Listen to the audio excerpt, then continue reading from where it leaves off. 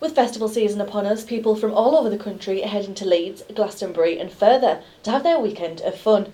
Well, One Holistic Centre in York launched their very own festival on the August Bank Holiday weekend with aim to spread the work of positive energy and mindfulness. So we've been going for about 2.5 years now. We are situated out in Melbourne, which is not Australia, it's near Pocklington in East Yorkshire, and we've done various things over the last couple of years. Main things have been like yoga training.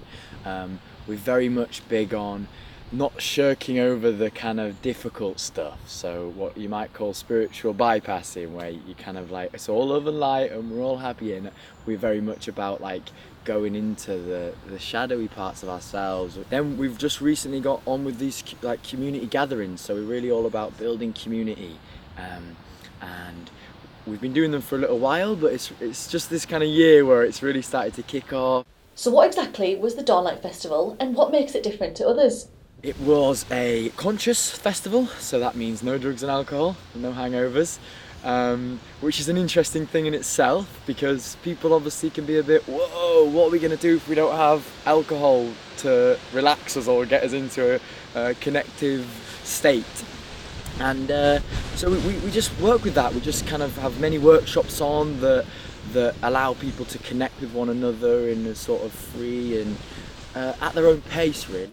I spoke to one woman who attended the festival and some of its activities to find out what she thought about the event. So it's only 10 minutes drive from my house, so it's very close.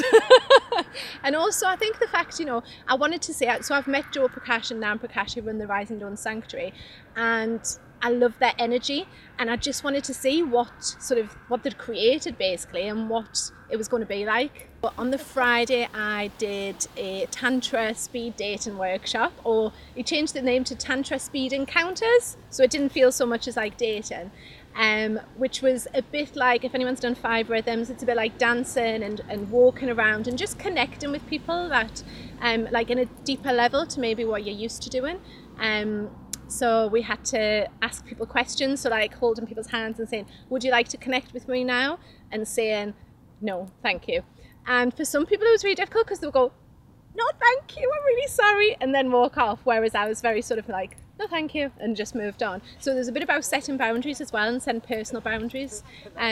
So a lot came out of that for me. I really, really enjoyed it. I think from the festival, for me, I gained so much out of it in terms of sort of spiritual development, personal growth, physical growth from the sport and warrior training. And I just think that, to have that experience that's on your doorstep, and then to just be able to come home and sort of like take time to process and work through everything, it's just made me grow so much. I just can't even explain it.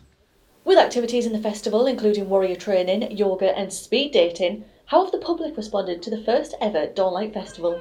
It's been magical, just amazing. I'm blown away. It's kind of like, at the moment, I'm still in that overwhelmed state, and it's all like so much, but it's just to see people saying things like the festival has been a 180 turn in their life. They've really transformed. Some people who are regular festival goers have said that this was one of their favourites or one of the best festivals they've been to. It's clear that the Dawnlight Festival is certainly one of its kind, and planning has already begun for its second year. Carolyn Davies, That's TV.